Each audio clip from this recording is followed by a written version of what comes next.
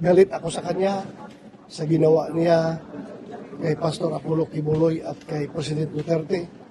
Pero ngayon naawa ako sa kanya dahil after nung ginawa niya lahat-lahat,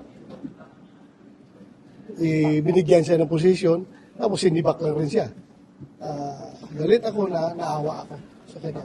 Pero I've been there. What if ako ang nandiyan, nakaupo, at sinunod ko lahat ng orders ng nagbibigay ng orders sa akin. Lahat-lahat na ginawa ko. Kahit na